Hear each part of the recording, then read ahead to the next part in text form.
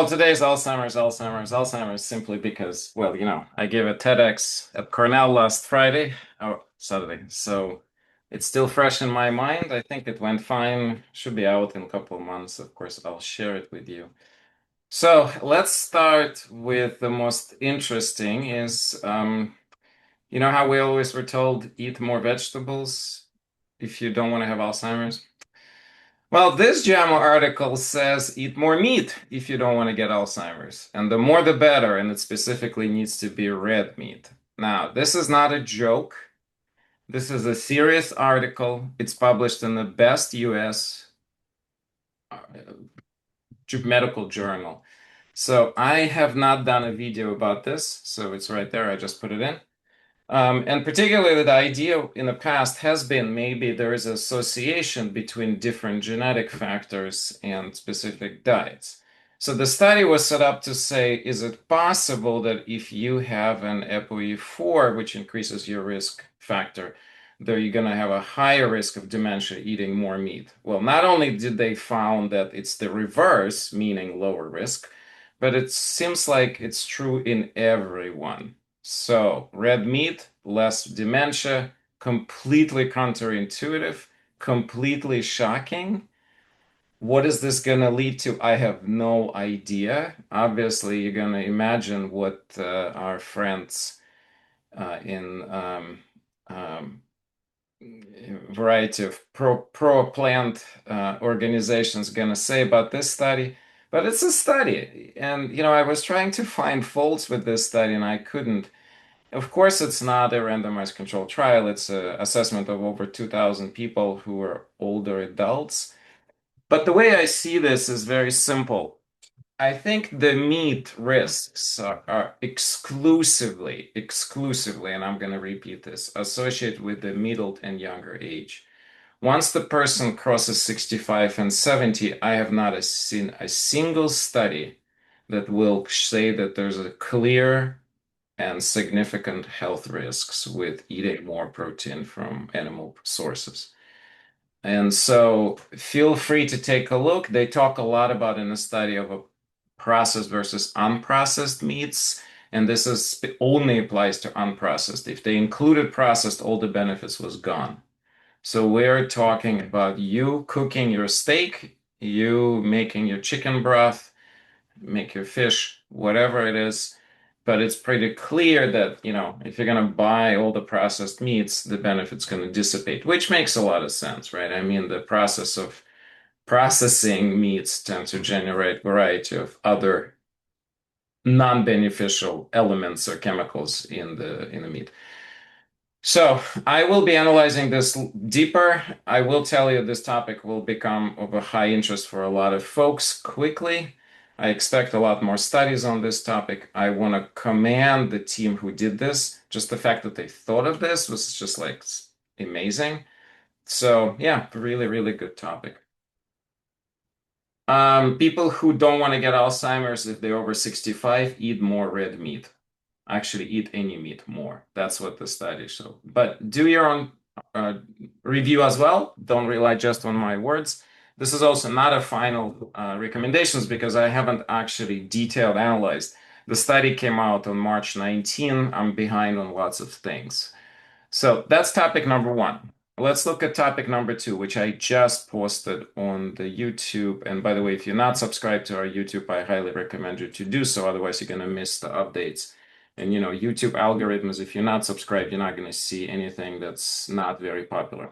Okay, so if your loved one has an Alzheimer's and you're worried about this, you obviously heard about this new class of medications called anti-plaque medications or anti-plaque drugs. So, point being is, are they effective? And if they are effective in a global scheme of things, how effective are they? Well, there's been a lot of back and forth. Those of you who've been following this topic know very well as to the fact that FDA struggled approving the first medication, first infusion anti-plaque medication There was a lot of voices of concern. There were several FDA members on the panel who left subsequently because they didn't believe the drugs should have been approved. So there's always been a tension, but of course there's a dramatic need for effective treatments for Alzheimer's. So you can imagine stakes are very high. So this is a Cochrane report.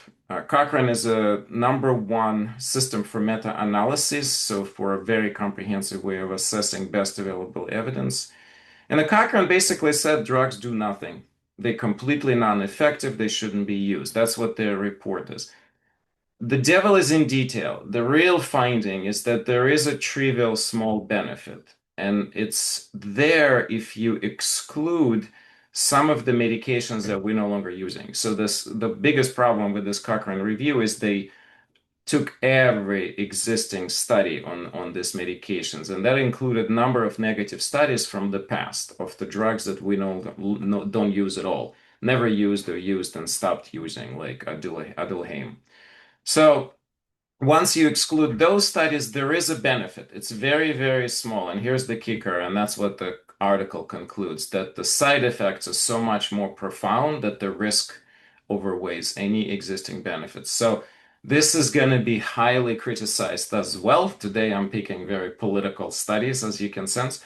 So this poor Cochrane author is going to get destroyed over this study. I have no doubt, because basically it negates the entire Medicare position. Medicare will be spending upwards of $50 to $100 billion a year on these medications within the next 10 years. You heard me right, not million, billion, because each patient will be spending about $50,000 per year forever until they pass on these drugs.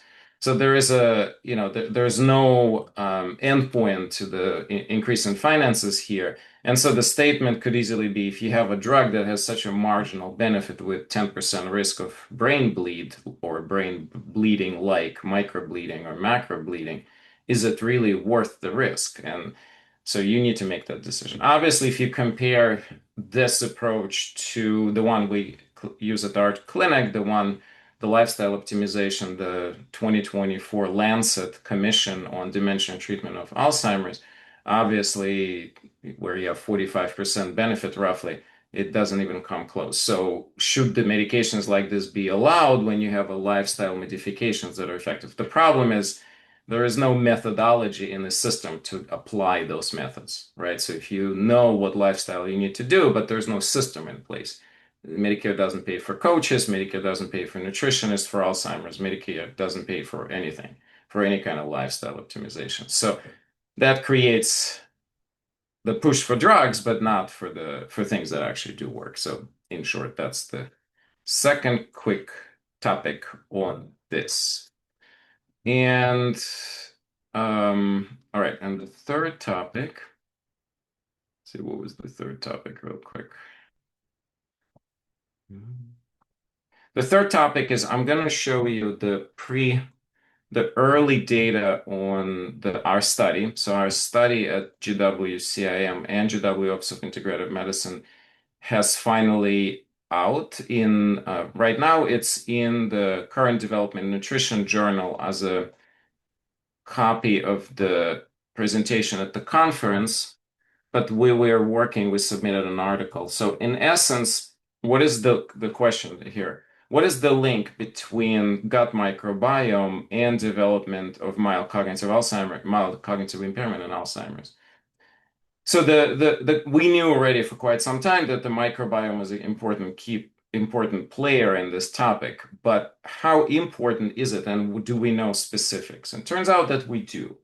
I'm not going to go and tell you exact results here because in reality it doesn't matter. In short, yes, there are several species of microbiome that tend to be associated with high inflammatory response that is generated at the gut lining and transpires all the way into the whole system, including the brain. And optimization of it needs to be done. Now, the pilot did not include significant enough treatment size that we could say, okay, eat this food and this is what happens. This will be the next phase of this research. This research basically only conclusively states, and I'm going to read this, the exponential relationship between Enterobacteria cocci, it's the type of bacteria, ratio may be driving inflammation in this population. The lack of significant correlation between certain measures is likely due to the small size. So we know that we did not have enough size of the population in a study to make a broader, stronger statements. This was a pilot, and hopefully this will lead us to get a bigger grant so that we can look for it. Now, how does this translate to you or to everybody? Well, it's clear that living with a altered microbiome is dangerous for the brain. I mean, that's as simple as that. What can you do about it? What treatments can you do? Well, definitely you should be doing high prebiotic, probiotic, and postbiotic foods, right? So if you would prefer to take some kind of a powder or some kind of a mix, the best one on the market would be, in my opinion, it's bacteria, it's good bacteria, which I'm going to put in the chat. Otherwise, you can eat it, right? So you can eat prebiotics, which are usually different types of fiber, probiotics, which are fermented foods, and then fermented foods generally will also give you postbiotics. Postbiotics are the molecules of metabolism of the bacteria. That's, in essence, bacterial poop, if you will. But, turns out that poop of our other species may be really good for us. Here's a trivia question. What's the other poop that's really good for us? We had a lecture about this 3 or 4 weeks ago. Let's see who gets that one right. Who gets this one right is going to have some kind of special prize, because this is not an easy question to answer. It's a poop of another organism that's super good for us, like top good. I use it in my clinical practice all the time. Yeah, all right, Amy. We'll have to think about what to get you. So it's propolis. So propolis is a bee poop. Propolis is highly antimicrobial. I use it in all kinds of indications. We use it for, like, for example, you can use it for nasal wash if you have chronic sinus congestion and you don't want to use antibiotics. You can definitely use it in for SIBO. You can use propolis for topical reasons. I mean, there's all kinds of applications. So yeah, bee poop is good. So there you have it. I think that's all for my updates. I don't have any COVID updates. Let's do Q&A. Okay, I don't think that US is okay. Well, no, I think enough politics for today. Okay, let's not go further. This will deteriorate quickly if we all get engaged on this topic. Could it be because those eating a lot of meat are probably eating less processed foods? Well, that's their conclusion, Randall. They basically say, look, eat the real food, kind of like that. Now, it's not necessary. There's a deeper answers here. For example, there is a belief that ApoE4 mutation appeared at the time when people basically started eating a lot more protein. So that coincided probably with the humanity starting to get a bit smarter, right? So that we would be hunting in a stronger groups. We would have and probably this also happened extremely long time ago, way before agriculture, right? So that's when the peak of meat eating occurred, because agriculture actually drove meat eating potentially down for a while. And also the theory of this also negates completely, in a way, the theory that humans originally were not meat eaters, right? Because again, if we know roughly when the ApoE4 mutation came, and the belief now based on this data is that it was actually beneficial, right? So most of the mutation that appeared tens, hundreds, millions of years ago, they had to have some benefit. Otherwise, they wouldn't be surviving in a population. Now we're looking at this mutation and we're like, well, why do we have it? Because it's clearly ApoE4 is associated with upwards of 3 to 5 times higher risk of dementia. Well, the belief is that, we are now in such a pro-inflammatory world that we have too many triggers. And now the benefit of this gene related back thousands of years ago is completely negated with our current lifestyle. So anyway, Linda, it doesn't matter what you eat, any of the meat. What the risk is, it's a risk. It's a direct risk reduction. So the more meat you eat, the less Alzheimer's you're going to get. Like literally, that's what JAMA article is showing. And again, you can read this for yourself. Now, what is exact mechanism? They speculated on few things. They basically speculating that you get a lot more micronutrients. So people who tend to eat very dense micronutrient foods are going to have more nutrients coming in. And that is probably simply compared to the general population. Remember, they're not comparing meat eaters to pure vegans who like super healthy and eating something special. They're comparing the general diets, right? So they're not isolating them for very specific diets, right? How do you compare, for example, this to ketogenic diet or this to mind diet or Mediterranean? No, no, that's not the level of study. The interventional studies like this are very difficult to conduct. This is an observational study, so you can't use it and say, look, now I'm going to eat all the meat after this, right? So there's not enough data, but it's a strong enough signal here that there's something real. So if you like to eat meat after 65, you shouldn't really be scared by prior message, which was, don't eat a lot of red meat, it's bad for you. Turns out that the story is way more sophisticated here. So now you're obviously thinking in the back of your mind, well, what about the recent guidelines? And could this be influenced by some politics here? Uh, that I don't know. Now, I tried to find the conflict of interest here and I couldn't. So now that doesn't mean anything, right? If you carefully look at where the grants are coming, it's very heavily European studies. So there was a Swedish national study on aging. So there was a bunch of PIs who were getting grants from Swedish government. There is a consulting fee for a couple of pharmaceutical companies, but none of them are meat producing companies like Eli Lilly and then Novo Nordisk. I'm not aware that they're producing meats. So I couldn't find any real conflict. Now, there, of course, could be some that I missed, and I'm not denying that. There is definitely, there was one guy, Garcia Ptatek, was supported by Swedish Research Council. And also, the same person had some medical training, clinical research between Stockholm County Council, Karolinska Institute, which is really famous, Emil and Vera Carnell Foundation, Swedish Dementia, and then also the same person there was some kind of bunch of other organizations. So who knows? I mean, it's possible that within some of these grants, there is some industry influence. I'm not going to deny that, but that's not obvious, and I did my due diligence try to figure this out. Usually, when it's standing out, it's standing out, and typically when it's something like this, JAMA is supposed to really like not let such a conflict of interest dictate the results. So just FYI. All right, let's see if there's any more questions. Oh, thank you so much, Steph, for comment. If you have not been seeing Fred's Monday Moments, I highly recommend you subscribe. There's a link there. It's very, very, very powerful practices on Monday, which are giving us the start for the week, ending in Friday meeting. Yeah, it is an actual website, Amy. That's the one I put in the link there. Link is not working. Let me redo it again. Oh yeah, I didn't copy it. I'm sorry. The link got shrunk. I put the wrong link here. Right, there we go. That should work. Okay. Um, so we have a couple more minutes for questions, and I would like for you guys to use the opportunity to do so.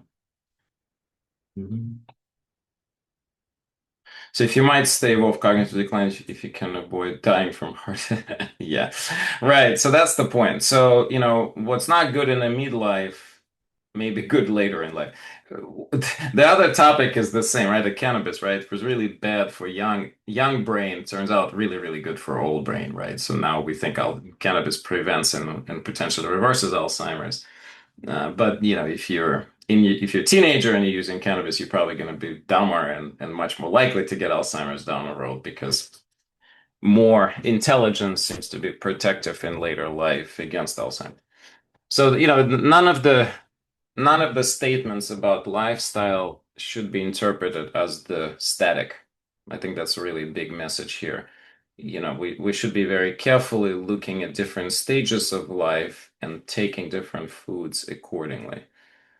I've always felt that intuitively because I see that, for example, past certain age, um, resourcing becomes much more important. So when you're in your 30s and 40s, doesn't probably matter that your reserves are very high because you can always replenish things. You get sick acutely with pneumonia or whatnot, you'll recover no problem. You'll return to your standard reserves.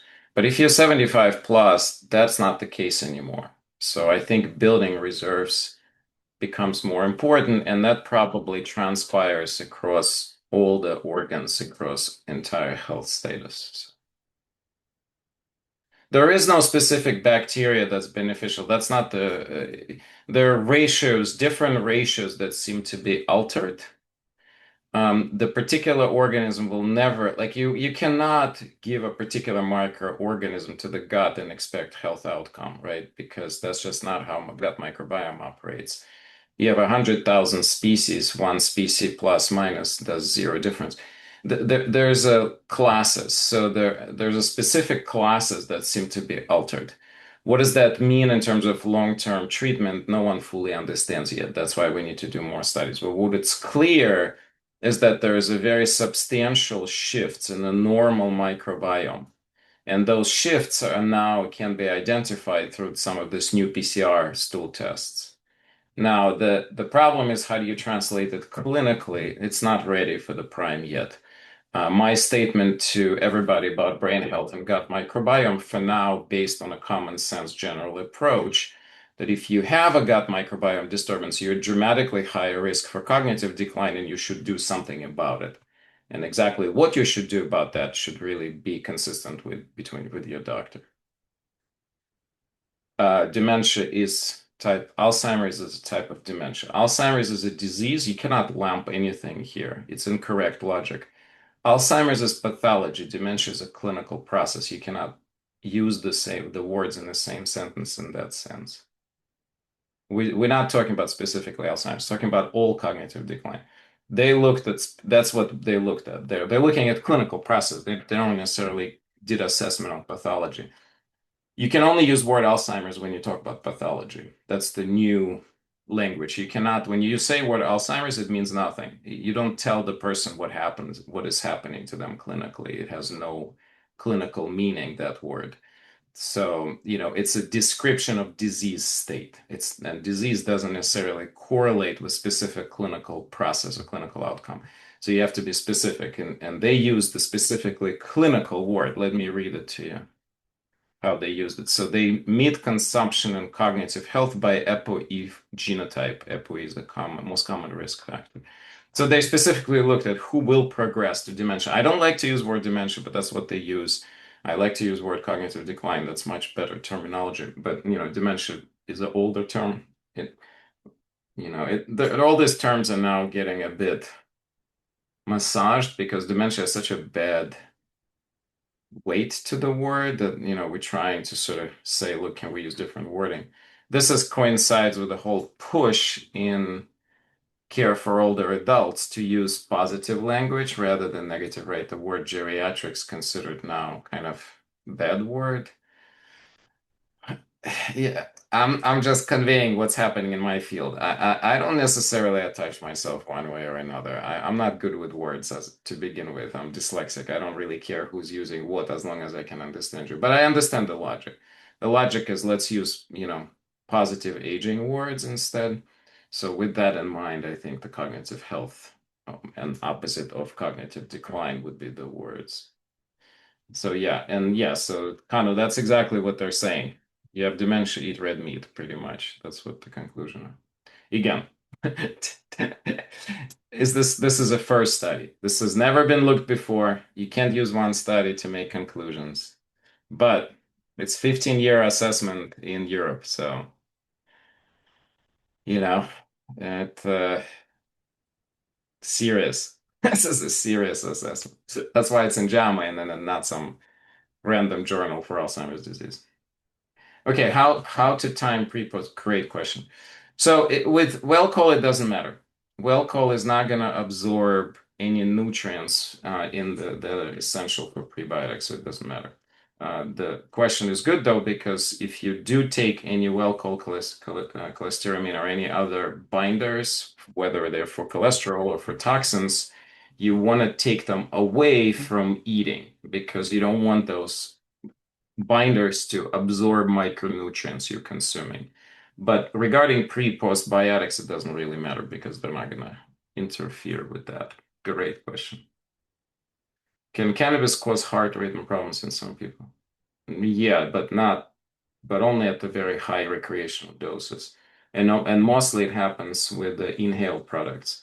It can happen with edibles, but again, it would need to be a high dose. There are, of course, going to be some sensitive people who will have tachycardia from even lower doses of THC, but that's very temporary, and I wouldn't call it a problem. It's a temporary impact. It's just a part of the picture of effect.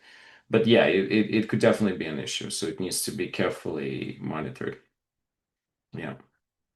What probiotics food options are there if you can't eat fermented foods for histamine reasons? Yeah, that again, wrong logic. You have to deal with histamine first because there is no substitution for fermented foods. Everybody must eat them at some point, right? It's a completely unhealthy diet if you don't include them. So, Linda, for you, you got to treat your symptoms. You got to figure out how to fix the histamine response and then eat fermented foods. As simple as that. In a lack of that, you would need to try to, at the very minimum, put in the prebiotic fiber and then have some small amount of probiotic foods at the point that they're not going to trigger you. Maybe a tablespoon of yogurt instead of a cup, right? So it's actually an interesting dilemma. What is more important, the frequency of prebiotic or probiotic foods? Or the amount. And the thinking is that the frequency is a lot more important. So people, historically, what we think, people who eat fermented foods multiple times per day have the lowest risks for all kinds of health issues. In fact, they have the longest longevity. And whether that's specific to just the gut microbiome or impacts wider, for example, we now know that yogurt is associated with higher level of C15, the new essential fat, which seems to be critical for longevity. So is that also plays in, right? So nutritional science inherently is so much more sophisticated than so many other topics we research that you probably, no matter who says what, there's always going to be a incomplete response. So probably fermented foods have lots of other benefits, not just only gut microbiome. They're probably more sophisticated benefits. All right, well, we're at the half an hour on the dot, 2 minutes late. That's okay. It's my pleasure to It's not have on the dot if it's 2 minutes late. it's 2 minutes late. Well, So, Dr. Yager, it's such a pleasure having you here with us as always. Thanks so much, and we are looking to learn from you today. Thank you. Well, thank you for asking me back. By the way, let me see. It's snowing in Denver. We have had a horrible drought most of the winter, but today in April, it's snowing. Anyway, thank you for interesting information, Misha. One of the things that came to me was that you said near the end, you said we should look at different stages of life and have different foods, for each one. Well, I've been eating an ounce of dark chocolate a day, every day for 80 years.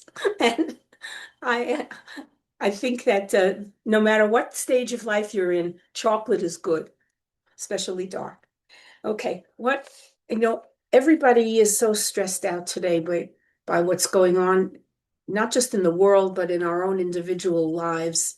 And I decided that what I would like to do is practices today. I'd like to do breath practices and my very favorite light practice. So I'm not, this is not going to be a lecture. This is going to be very much experiential. And breath, as you probably know, is a wonderful stress and pain reliever if you take control of it. Most of you probably are aware when you get anxious or you're in pain or frightened or something, that your breath gets shallow and rapid. And by taking control and slowing it down and in particular patterns sometimes, it really does relieve anxiety. And it does things like lower your blood pressure and slow your heart rate and calm you down mentally. So breath practices are really wonderful. And so are practices with light because everything is vibration. the atoms vibrate, the universe vibrates, and we're made of that stuff. And light is a form of vibration. So that since we are made, we're solid, this is real, but it's only one level of looking at reality. And we are, if you look at it, the inner level, we are made of light. And so doing practices that uh, emphasize that are also extremely relaxing and calming. So why don't we get started? Okay. The first one I want to do is a very fast one.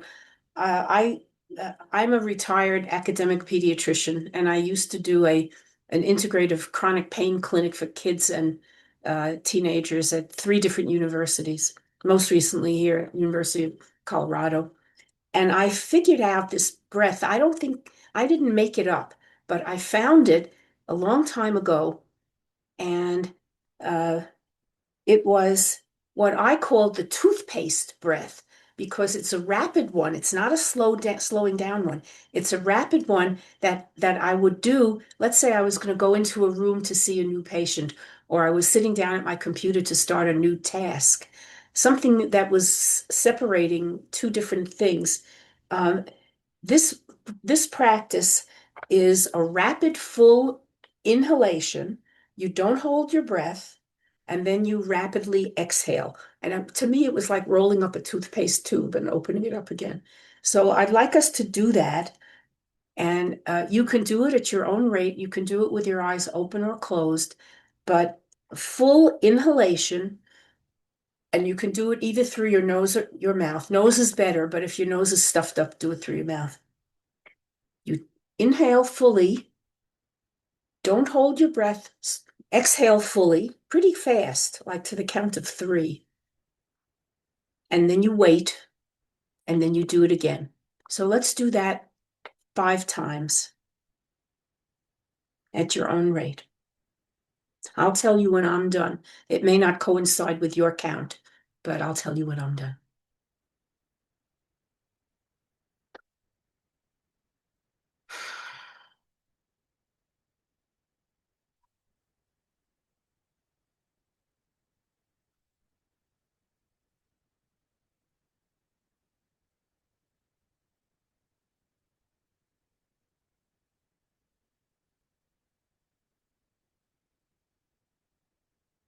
Last time.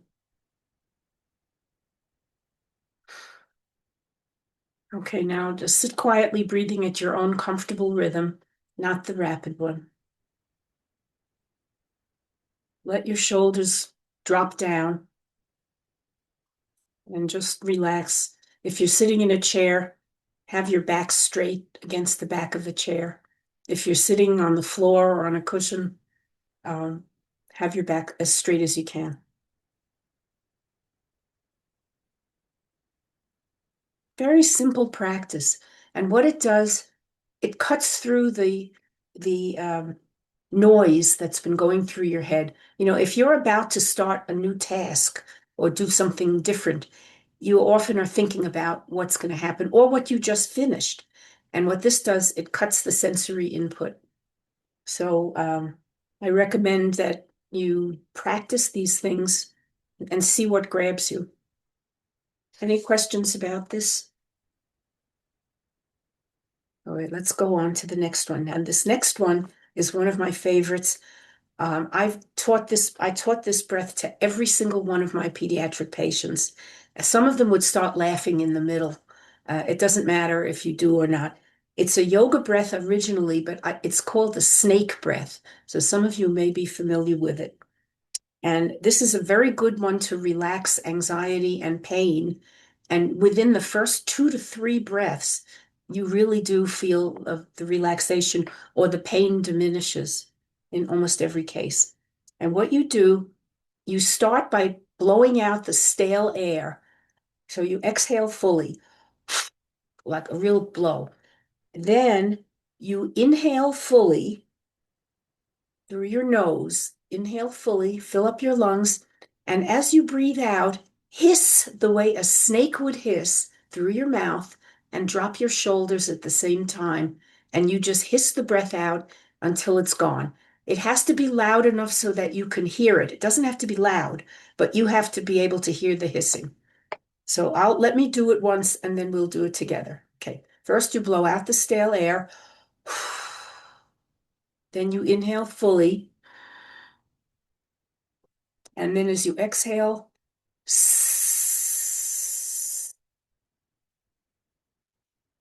and drop your shoulders. And when you're done, you just wait a couple of seconds before you start again. Okay. And I'm not sure why people started to laugh, but a lot of kids did. And it's perfectly okay if you do. So let's do this. This is best done minimum of 7 times. So let us do it 7 times. Again, at your own rate, and I'll tell you when I'm finished. You don't have, oh, the other thing is you don't have to blow out the stale air each time. You only do that at the very beginning. And then afterwards, you just wait at the end of the breath and then just inhale again. Okay, so let's do it.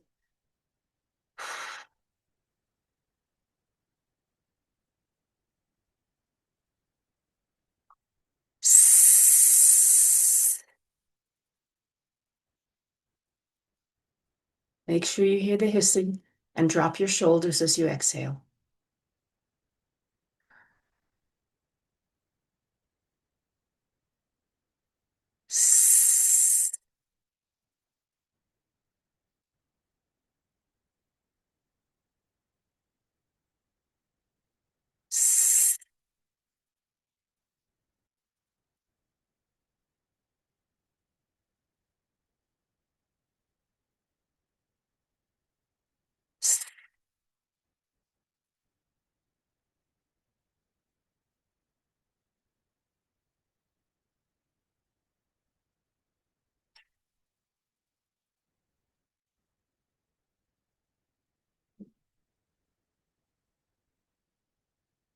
Last one.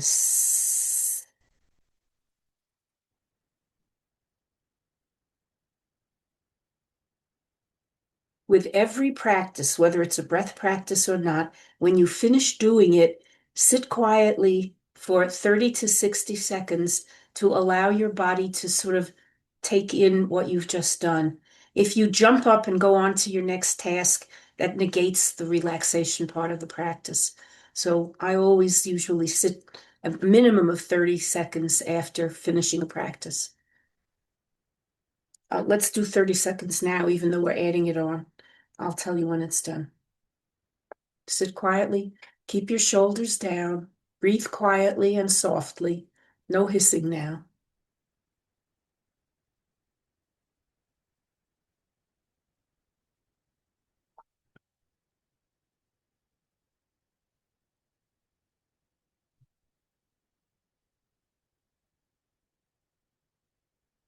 Okay. 30 seconds is a long time.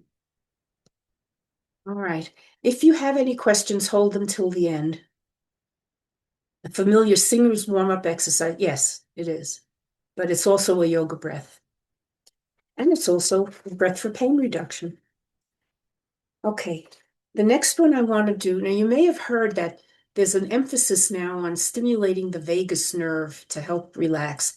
The autonomic nervous system consists of the sympathetic, which is the active one, and the vagal one, the parasympathetic, which is the relaxing and digesting and mellowing out part of it. And the vagus is part of that second parasympathetic. And what you do to stimulate it is you prolong the exhalation more than you normally would. Now you don't breathe out long enough where you're going to throw up, but you do prolong it. And also softening your abdomen helps to relax too, and dropping your shoulders. So what this breath is, and I'm going to include some words in here too. This one is best if it's done for 5 to 10 minutes, where we're not going to do it that long. You inhale and think the word soft. I call it the soft belly breathing. Inhale, think the word soft. Exhale, prolonging your out breath and softening your abdomen, and think the word belly and drop your shoulders as you inhale. Very simple. If you want, I have found it's good if you're sitting in a chair, straighten your legs out in front of you. Don't keep them with your knees bent. That helps the relaxing, and it also helps to prolong the exhalation. So there's no specific time that you have to prolong it, and you'll find that your next inhalation may come in a little faster, which is fine. This is a very relaxing breathing practice, and I know that it drops people's blood pressure at the end of 5 minutes. Okay, so again, with the beginning, you blow out the stale air just once, and then you start inhaling either through your nose or your mouth. It's up to you. Some people like to inhale through their nose and exhale the prolonged exhalation through their mouth. You play around with it and see what you like best.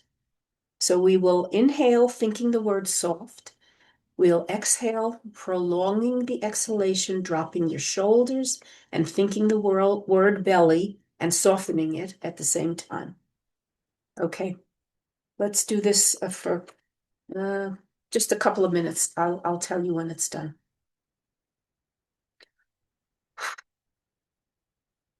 Okay, inhale, soft, belly.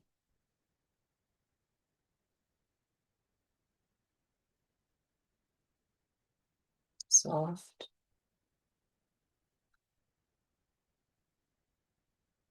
belly.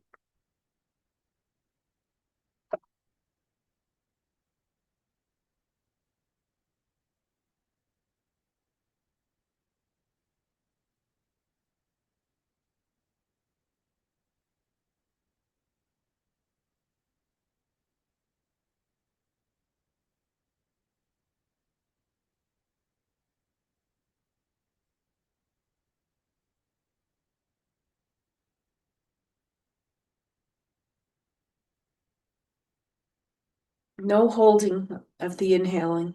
You don't have to. You can start exhaling as soon as you finish your inhale. Or you can hold it for a second or two.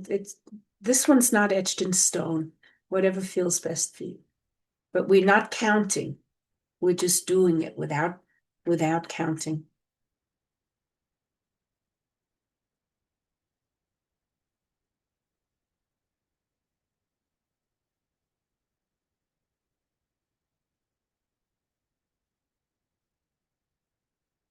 Okay, let's do 4 more of these breaths. And when you're finished the 4th, sit quietly, relaxed, breathing quietly at the end. It'll be for 30 seconds or a minute. 4 more.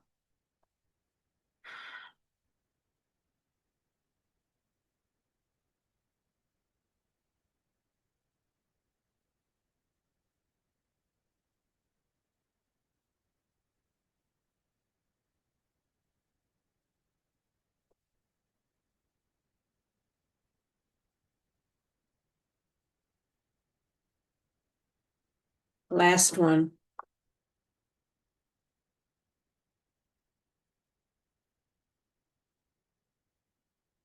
Now sit quietly with your belly soft, your shoulders down, breathing at your own comfortable rhythm.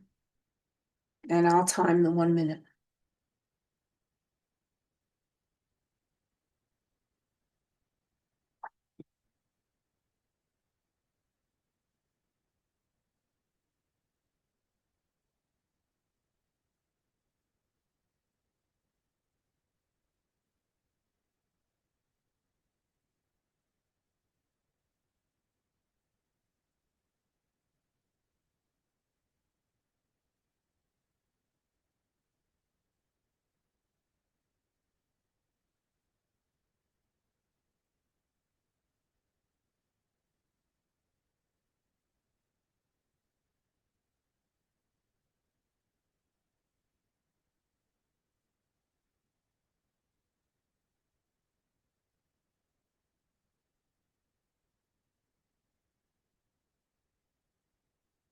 Okay. Minute is up. Come back, breathe naturally. You can move around if you like. Someone asked the question, what happens if your heart rate goes up instead of down? Nothing. It doesn't mean anything. Don't worry about it. Again, we're not counting. You may be sensitive enough to feel your heart pounding in your chest, but you know, none of these things have rights and wrongs. It's what's natural for you. They're all safe practices. When I would teach these to my pediatric patients, I would tell the parent that they could teach it to other kids if they had other kids at home. None of these practices are harmful if you do them, just the way we did. Okay. What I would like to do, we have this 10 minutes left. I want to do the light practice for 5 minutes because this is one that I have done for many years. When I led meditation and spiritual classes, I would have sometimes we would do this for 15 minutes, or I would do it for 5, and people in the class would say, let's do it longer. It's a very relaxing, wonderful, beautiful practice. My favorite light practice. And what you do is you sit with your back straight, don't cross your legs, and don't cross your hands. Have them either resting on your lap or on the arm of the chair or on a piece of furniture that's right next to you. And preferably, again, do this with your eyes closed. But if that's not comfortable for you, you can keep them sort of half open, not focused, and looking at something maybe 3 or 4 feet ahead of you so that you're sort of looking, your eyes are open, but they're sort of blurred, not concentrating on what you're seeing. And if you can do it with your eyes closed, I think that's better. You go deeper. And what you do with this practice, it's breathing at your own rate. With the inhalation, you visualize white light coming down through the top of your head, through your crown, all the way down to your heart level. And you can do that through the back, like through your spine, down to the heart level. That's the inhalation, drawing the white light in. As you exhale, you send golden light out through your heart in 360 degrees so that you end up sitting in a globe of golden light. It's wonderful. It's a really fabulous practice. So we'll say it again. Inhale, white light coming down through your crown to your heart.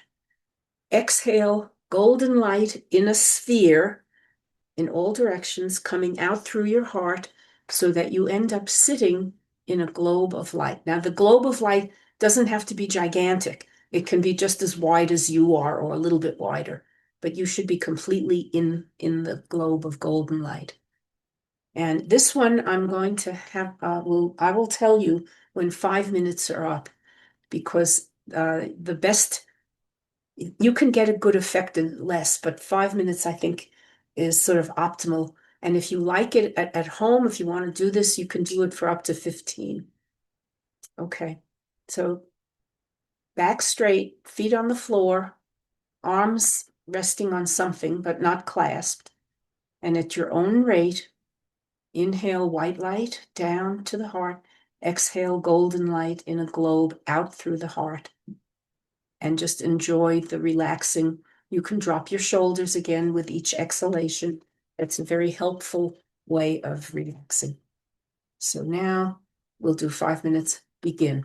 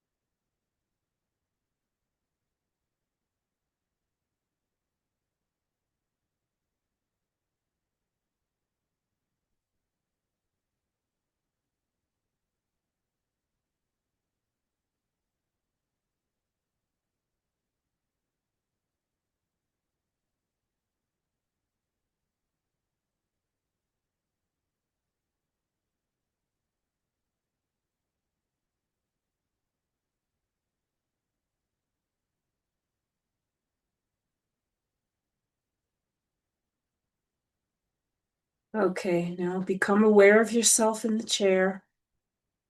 Feel your feet. You can wiggle your fingers and toes or stretch if you like.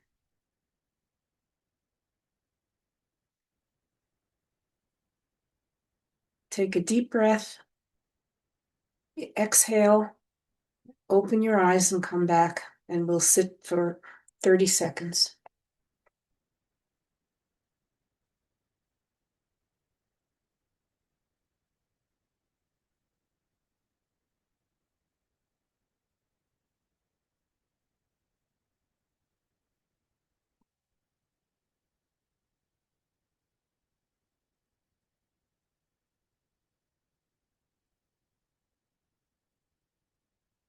Okay, come on back, fully present. Someone had a question about running your hands down. Yes, you can modify these practices.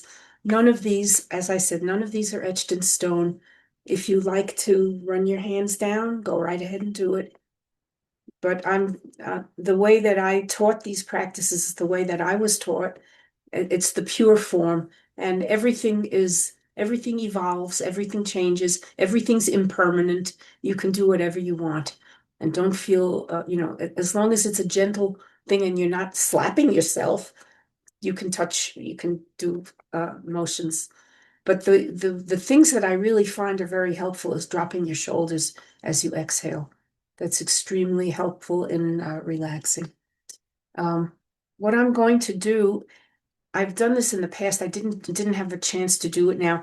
I'll send a handout to Janet, and she can send it out. She can email it out to you with these practices on it because you may not remember them all. Um, so I'll send it to her. And if you have any questions, please send a question to her or to Stephanie, and they can get in touch with me. I'll get this handout done by the end of the weekend, maybe even today if I'm lucky. So thank you for coming and thank you for doing these. I hope that you liked some of them. You know, some people like one practice and they can't stand the others. That's okay. If you find one thing that you like, then just do it. Just do it. And the light practice is really has been one of my favorites for 40 years. And the snake breath I like too. But any of them are good.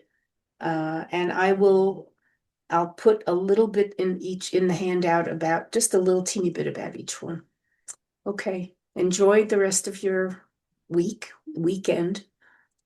And I hope where you are living, it's not snowing, but I'm staying. Eileen, I can't believe that. And of course, when it snows there, it's not just a little snow, it's real snow. Well, it's real snow, but there's not that much of it right now. It looks like about an inch and a half, and it's supposed to get warm enough above freezing, so probably it'll melt by the end of the day. I don't know. Good, good. Doesn't matter. I'm not going out in it. I'm going to work at home this afternoon. All Okay. right, friends. Take care. Bye. I won't be sending out the message tonight. So I'll just wait until I get Eileen's handouts and then I'll send you all the email with the handout and the link to today's recording.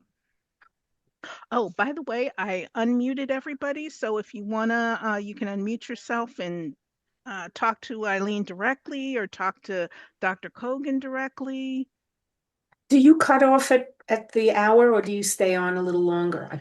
No, we're finishing up, and then who are my patients? Everybody needs to leave. If you're my patient, you have direct medical questions, you stay here so we can do a billable visit. Okay, if anybody wants to ask me something, I'll just sit here for a couple of minutes.